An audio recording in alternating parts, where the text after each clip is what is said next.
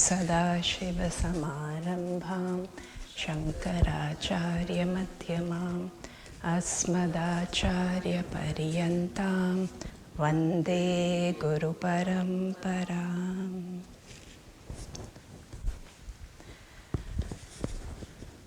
Om Ganganapataye Namaha. Om Shri Radha Krishnaya Namaha. Om Shri Dakshinamurtaye Namaha.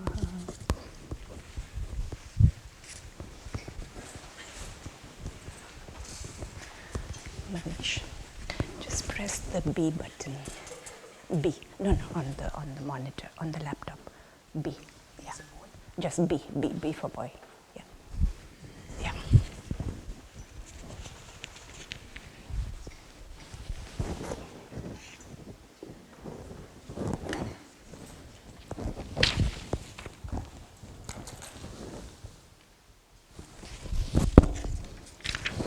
I think it's a little too loud, right? A little too loud. We got a new microphone. Swamiji bought a new microphone. Thanks, Swamiji, not me.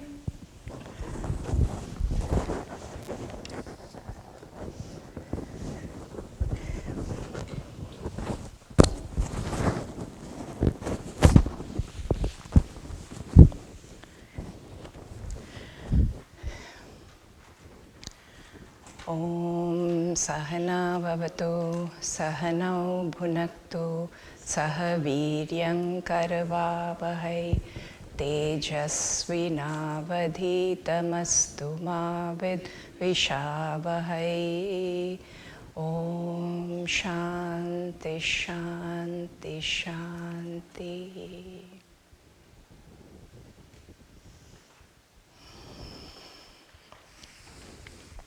Welcome everyone, and also the people watching online. So as we had announced last week, we're going to take a short break from doing a text, and we're going to do some mindfulness or other meditations in this 10 o'clock hour. And I have some slides that I will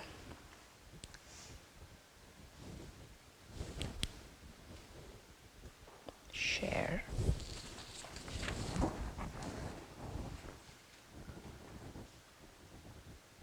This monitor is working today, so I can see without turning my head. The chair and that is coming. Okay. So there were two words here. Firstly, before I go to the words, any of you type A personalities getting a little stressed with that image not being absolutely aligned? It took me a while to be okay with this, so I acknowledge. There are two words out there. One is stress and one is relax. So what is the definition of stress? Firstly, anybody not ever had stress in their lives? Not possible, right? So stress is defined as any threat or any let me back up. So stress is defined as the brain and the body's response to any threat that it perceives. A threat or a pressure or a demand. That is the definition of threat. And it is actually a survival instinct that has developed evolutionary. And why I say that, in 20,000 years ago, whenever in the hunter-gatherer period, if a hunter was out in the forest hunting, but then a tiger he sees a tiger that is ready to pounce on him. If he just stands there and thinks, okay, I'll shoot this big tiger with my arrow, it may or may not work, right? So the body and the brain have developed evolutionary to respond to an external situation, to respond to stress. So everything, and all this happens like in microseconds, everything happens, so he is ready, the body gets geared to run, and run as fast as possible. Like when you have a tiger chasing you. And the other word is relax. So relax or relaxation is anything we do, any activity we do to not sense the stress, to be able to cope with the stress, to not sense it, to handle it, to manage it. So even though we are no longer hunter-gatherers and most of us are not going to be chased by tigers, at least those of us sitting in New Jersey, I don't think are going to be chased by tigers. You might get bears though, especially I think they come out in the fall season, right? So even though we don't have tigers chasing us, our lives and world is full of events, full of triggers that cause that stress reaction. And we perceive these things like traffic jams, like work deadline, like financial difficulties, like relationship problems, like driving on the highway, like anything that we see in our lives, our normal activities that we do in our lives seem to be threatening, can become a source of threat, a stress for us. And this cartoon says, there's this boss telling him, click your feet together. So there's the employee is under a whole workload of deadlines and documents, and the boss is saying, click your feet together 3 times if you need help with the workload we've given you. Anybody stressed with workload? Only 1 hand, 2 hands, 3 hands, 4 hands. Anybody stressed with any situation in their life? I'm trying to come up with examples without being too definitive. You tell me if you feel up to sharing what is stressing you. What is a stressor in your life? And there's no judgment here. Everybody goes through stress, so there is absolutely. Going on a trip, on a vacation, even though it's a fun thing, you have to go, people get stressed about having to get ready for the trip, what to take, what to not take, all these airline issues and stuff going on. So that can be a stressor. Standing in grocery lines. And the line that you pick is always the slowest. There's always somebody in front of you or somebody at the counter who has a problem. Financial difficulties, so many people in the world are struggling right now. Health-related challenges, health is a big one. How about things that we see on the news? When I watch the news, that's a big stressor. With all the wars that's going on, the uncertainty, the Ebola virus, the hantavirus, the biological threats, the number, thousands and thousands of children and people who are displaced or who don't know what their next moment is going to be like. It's very stressful. So for us, if you're just watching it, you feel the stress. What about the people actually facing all those situations? So all of us have stress in life, and we'll come, let's not take the extreme case of war and the people suffering, but in our day-to-day lives, on a daily basis, we keep accumulating little bit of stress. If you have an argument with your spouse or your 12-year-old child is not listening to you, you have a discussion. Discussion usually means an argument, slamming doors, whatever. So what happens, there's another cartoon. So there's this fish therapist and a client sitting inside a bowl, fish tank water. And the fish therapist is asking, And what would you say is the source of your stress? And there's a big cat looking right into the fish tank, ready to gobble that up. So usually, many of you may have heard of this fight or flight response. Now there are added few more Fs. The 4 Fs, the F is not a bad word. Now there are sometimes 5 Fs. So when there is a fight, it's interesting to note that this slide, I don't know if this has a pointer. Yeah, this slide says trauma response. No, it's because of this. Can you lower the volume? And I'm moving around, right? Thank you. We'll see. I'll try not to move around, but that I can still sit still. Yeah, okay. So no, the noise is from the new microphone. I think it's hypersensitive. So it's interesting to note that this fight, flight, freeze, or fawn response is called a trauma response, because this is what happens when somebody undergoes trauma. And it's interesting to note, it's the same response our brains and bodies go through when we are stressed in a stressful situation. So what happens with the fight response? You want to face the threat. You see somebody getting ready to attack you, you want to attack back. And some of the signs that you see is there is aggressiveness to fix a problem, there's irritability, argument, snapping behavior. The flight response is when you want to flee or avoid the threat or run away to safety. And some of the traits that you might see is there is chronic worry, chronic procrastination, avoiding difficult conversations. Anybody done this? Yeah, because it is actually a mechanism that has come over time to protect us. It is a survival mechanism. There is no right or wrong. I'm just saying these are the ways our brain and body responds to a stressful situation. Freeze response, when you're so paralyzed by the threat that you feel numb, your brain is numb, you feel stuck, you are unable to make any decisions, you kind of dissociate, almost dissociate from the threat or that stressful situation. The fawn response is appeasing the threat.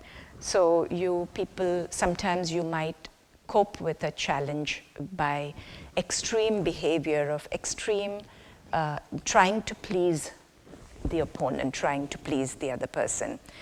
Inability to say no. How many of us are stuck in that? And then we wonder where we get the stress from, because we take on so much on our plates. We can't manage that because of our inability to say no. Ignoring boundaries to keep the peace. You'll go to whatever extent to keep the peace. And then there's another response that's not shown on this, but some psychiatrists use that as a flop response. Flop meaning you just, at a stressful situation, you just swoon or faint or completely, your body literally reacts in that way. You become unresponsive. And we have something, I didn't know about this, so I had to do a little bit of digging. There is something called the stress performance curve, which tells about the different levels. So your performance versus your stress level on the X and Y axis. So in low stress, you are, your optimal performance rate is when you are at this zone.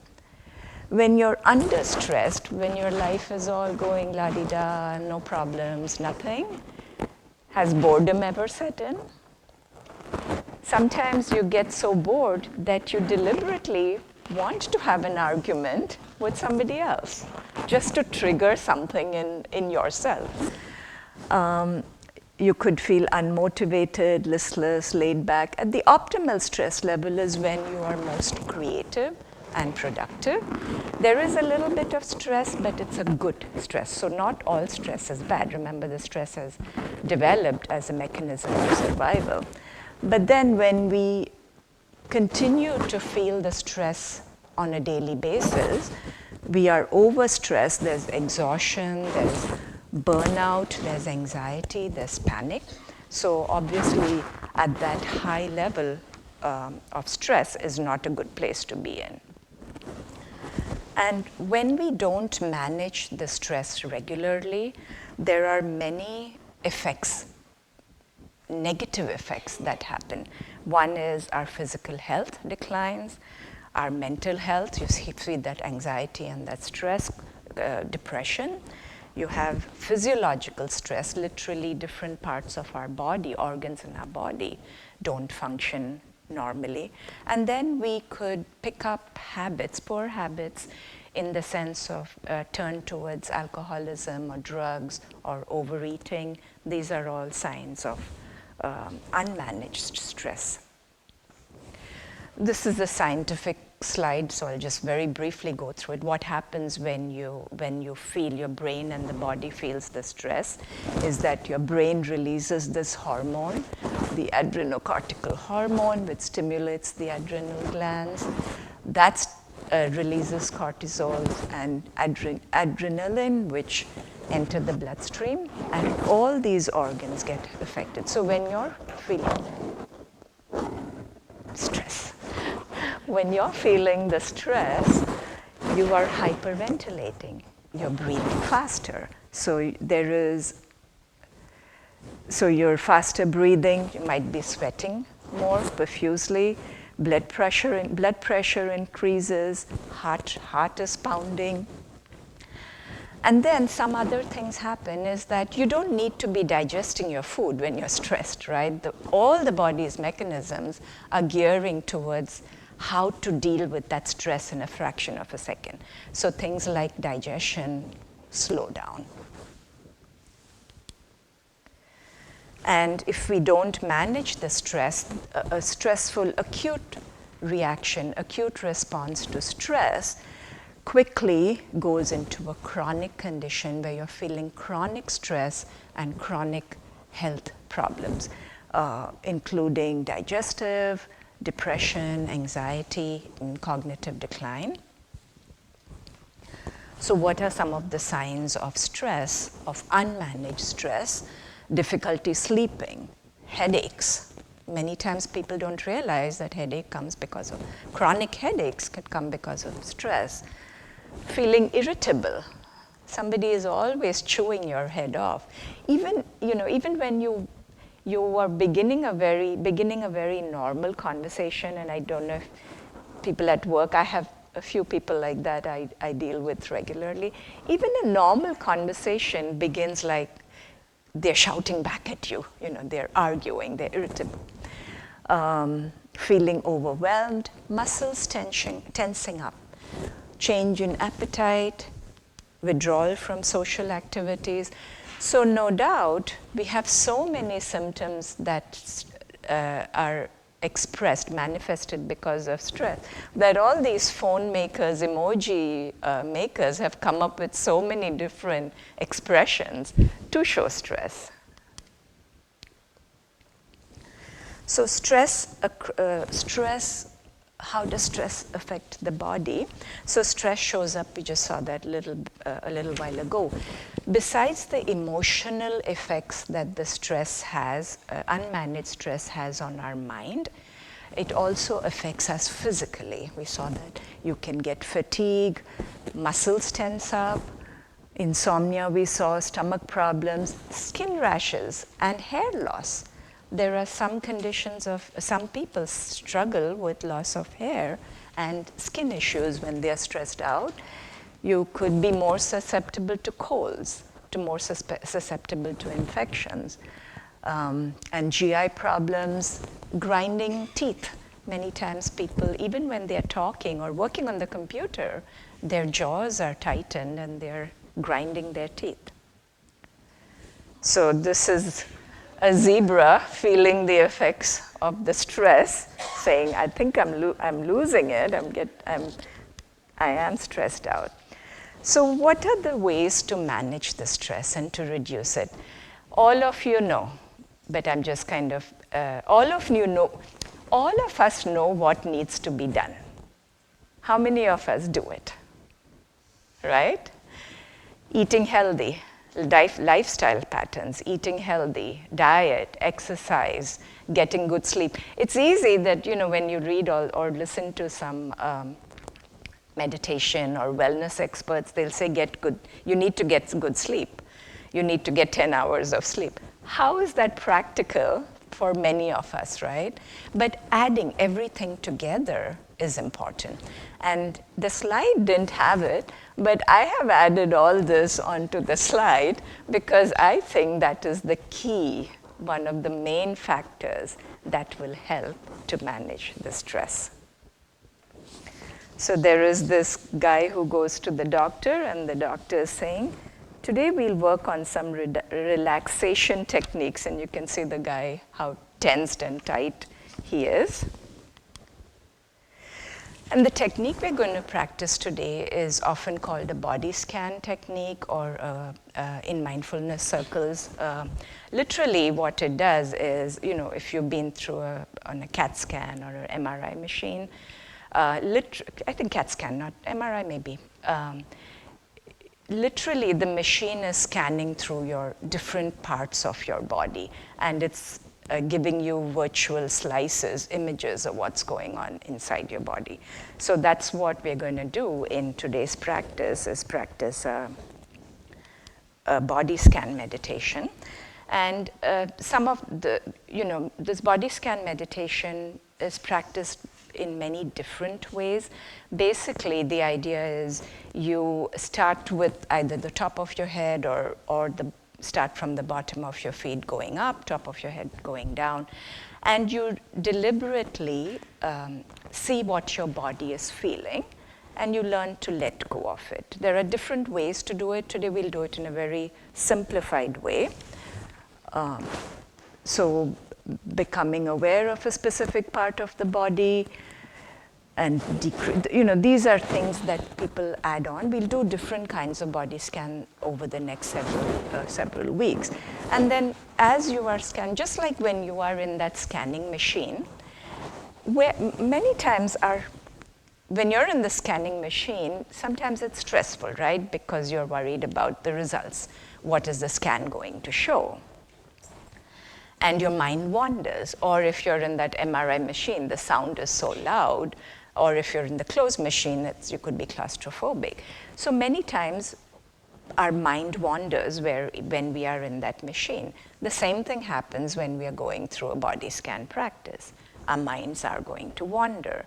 And the key to mindfulness meditation is knowing that the mind wandering is normal, bringing it back to whichever part of the body it wandered away from. That's really the practice of mindfulness. So we'll take a moment now and just think for yourself. This is a stress scale. Like when you go to the doctor's office and they give you a pain scale of 1 to 10, what level of your pain, or what level your pain is. So this is a stress scale. What level are you at right now? And I want you to remember that, because this is before the practice. Some of you might be at this calm, okay, you've come for a meditation practice, you need to calm down. You might be okay. You might be annoyed because maybe your spouse didn't get ready in time and made you late for the classes, or just a few latecomers coming in. Or you had an argument at home just before coming in, and you're a little annoyed. And then you're angry because just when you were entering, making a right and to come in, or left to come into the ashram, somebody honked at you, or somebody cut you off when you were driving. You might be annoyed or irritated, or you might be furious. I don't see too many people's expressions showing as furious right now, so I'm hoping none of you are at that stage, but just make a mental note of what you're feeling right now, because after the practice, we'll look at that again. So depending on what scale you are, this cartoon says, the teacher on the left saying, let us take a few moments to release the stress from our bodies. In your case, it might require a few decades. Again, constant practice, daily practice is what's needed. So we'll get ready for our practice. And the notice says lights off, and I'll avoid Pinky having to get up. Phones off as well. Shut this window. Thank you. Okay, good. And we'll practice a very simple body scan meditation today. So for starters, you can just sit comfortably in your chair. Pick a posture that is comfortable, not too relaxed or slopping, but just, with your backs fairly straight, head and neck, head looking straight, not tilted up or down, so that you don't strain your head muscles. And feet can be, if you're sitting on the chairs, on the regular chairs, just make sure your feet touch the floor. You might need to move up in the chair, move in the front. And if you're sitting on the floor chairs, making sure you have a wide enough base crossing your legs so that you don't feel like you might be falling off. And the hands can be placed on your lap, either clasped together or on each thigh, whatever feels comfortable to you. And gently closing your eyes.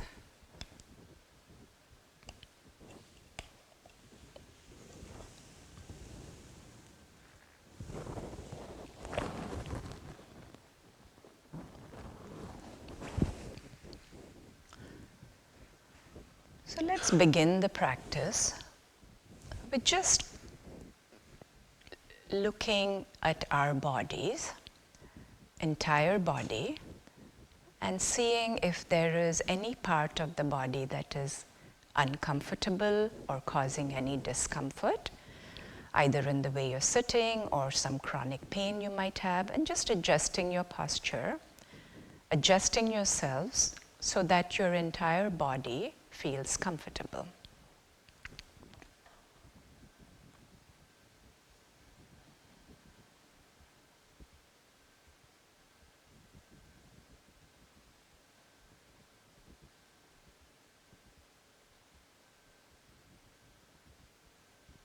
Turning towards your breathing, notice how you're breathing. Let your breath be soft, relaxed, almost effortless. There's no need to control your breathing. We're not doing pranayama. We're just seeing the pattern of our breathing. As the air enters the nostrils, goes down the throat, into the windpipe, and as our bodies respond to that in-breath, with the lungs expanding, our chest rising, then with the out-breath, the diaphragm contracting, our lungs collapsing, our chest falling, as the breath leaves the body through the nostrils.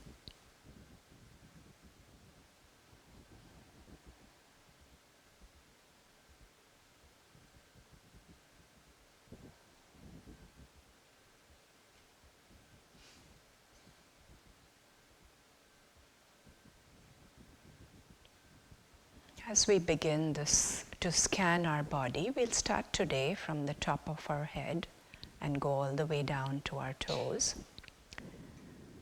Bring your awareness to your face. Notice if your forehead feels tense.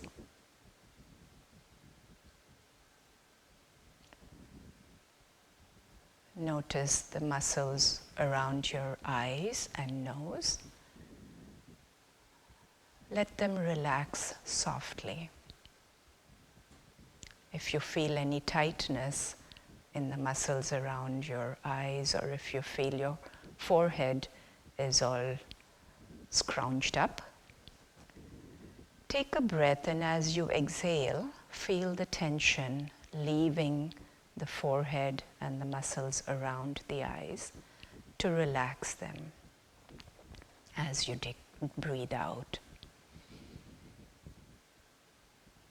And if it helps to take a little deeper breath to exhale out the tension, you can do so at your comfort level.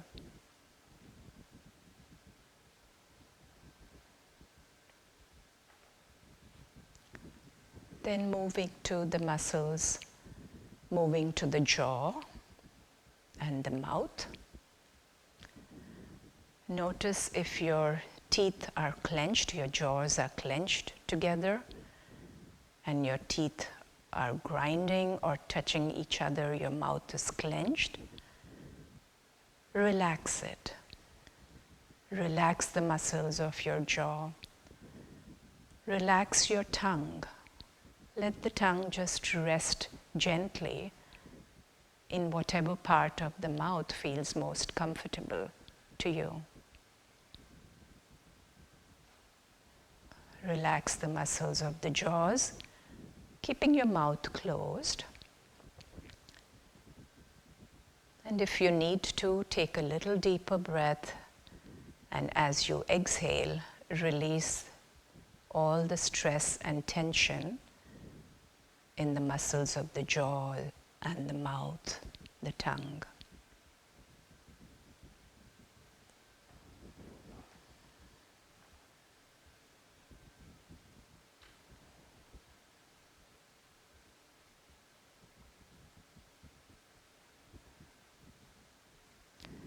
Notice how your entire face feels. And if there's any stress in any part of the face, take a deep breath and let it go as you exhale.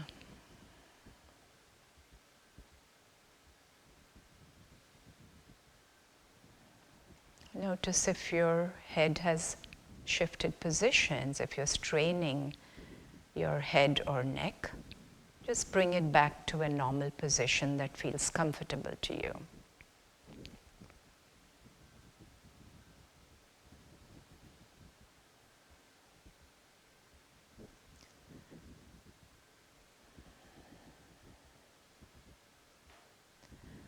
Now turn to the muscles of your neck and shoulders. These are areas that many people carry a lot of tension. The stress that is affecting them manifests as tension in this part of the body particularly, especially if you're sitting at the computer a long time, if your job requires you to sit for a length of time. Your neck muscles might become tight. You can just move your neck and head around if you feel any tension right now. Rotate it to let go of any tightness you might feel in the neck.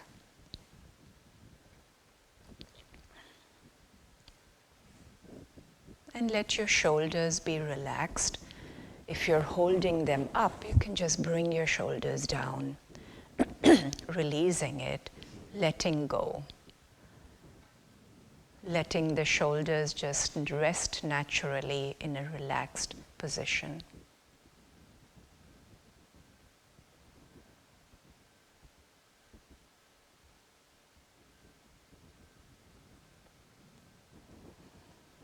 And you can take a little extra breath. Inhale, and as you exhale, release all the tension you might be holding in your neck, muscles of the neck and the shoulders.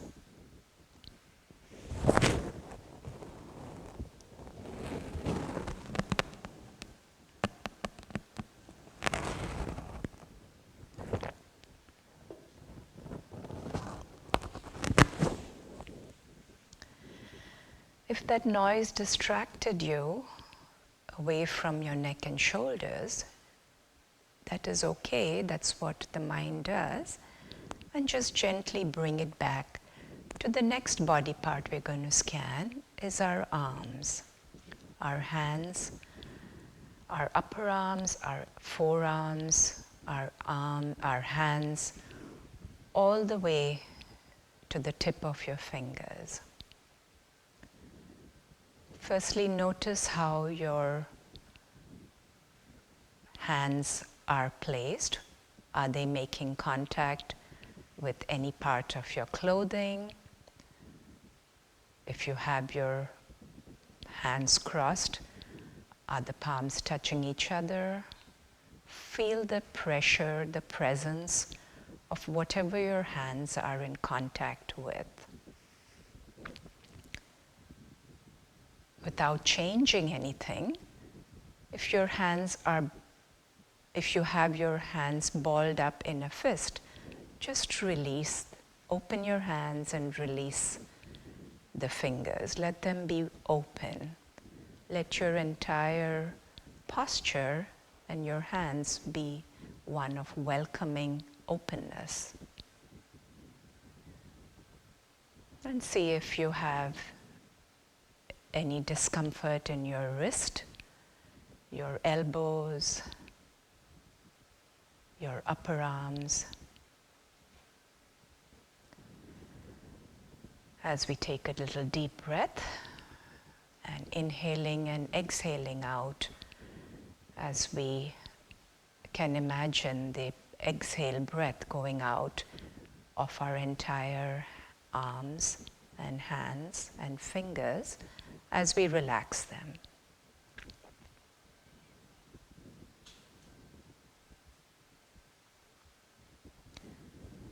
Now coming to your entire trunk of your body, front and back.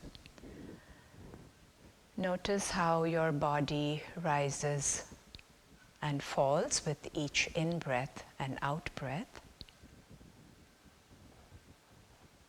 Notice how not only your lungs and chest expand, but the back of your body, the trunk, also rises and falls.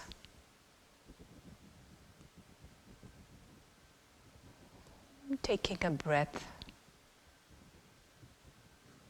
a little deeper breath, and releasing any tension you might be holding.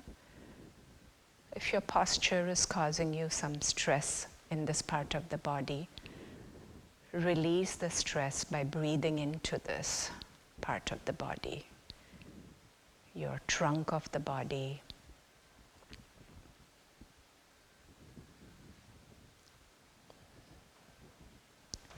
Then moving to your hips and pelvic region. Notice the feeling of the clothes touching your body.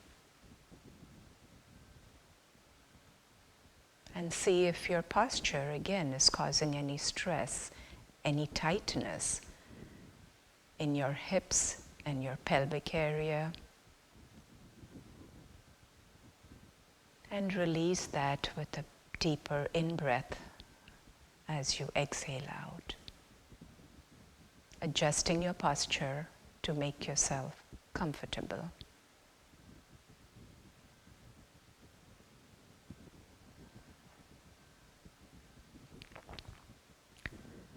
As we continue to scan down the body, we'll consider our entire leg, right and left legs, including the feet. So start with your thighs, your calf muscles and shin. Notice if any muscles are held tight. Let go of that tightness, that tension. In your knees and ankles and the joints, if your posture is causing you discomfort, taking a little deeper breath and releasing that tension as you breathe out. And finally to your feet. Notice if your feet are cold or warm. What part of your feet is touching the carpet or touching other parts of your body, depending on how you're sitting. And taking a little deeper breath, you exhale out all the tension and the stress, tightness that the body is holding on in the entire legs and feet.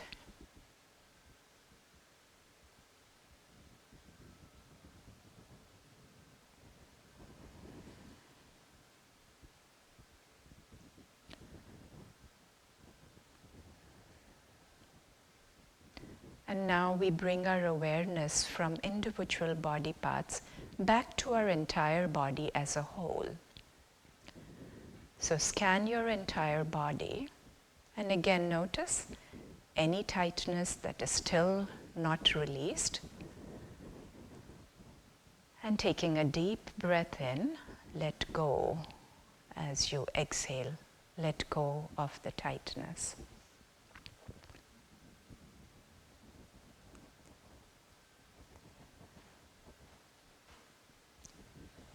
And as we come towards the end of the meditation, deliberately take 3 deeper breaths so that you can exhale out slowly, releasing all the tension that is still residual, that the body is still holding on to.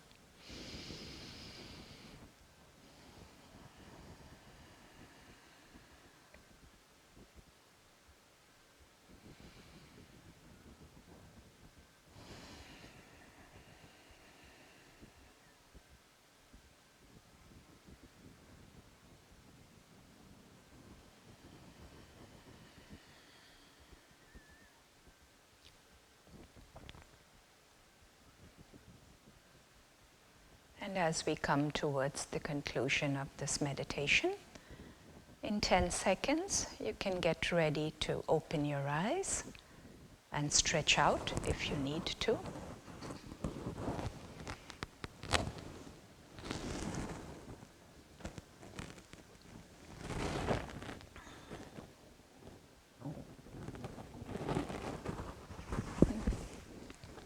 We can turn the lights on.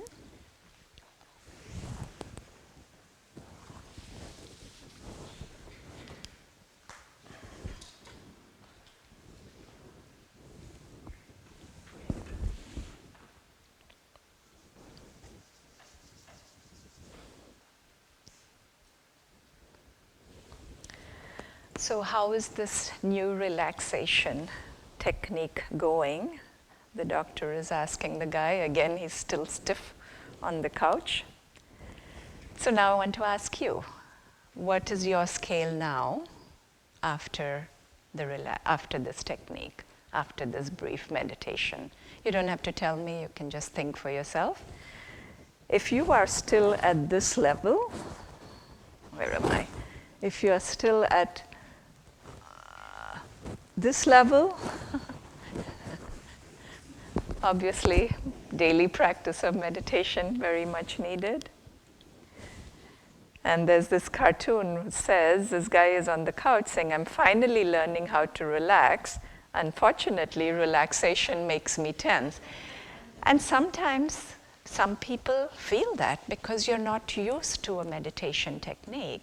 You could feel more if you feel more stressed after a meditation practice, one, you're either not doing it right, or you're just too preoccupied, or you have a lot of things going on. Suggestion is to stop it at that time, come back to another technique maybe, come back to the same technique or another technique. And we'll end the class with a few minutes for questions, if anybody has any. Usually, no questions at the end of meditation is.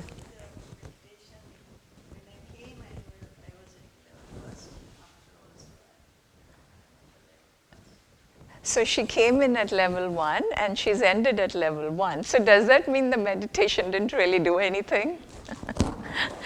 I'm just kidding, you know. It's fine if you come in and you're not very stressed out. No matter how you're feeling, whether you are perfectly calm. So meditation, this practice was meant to take care of the physical effects of the stress that we feel, the stress that our emotional, mental stress that we feel in the body.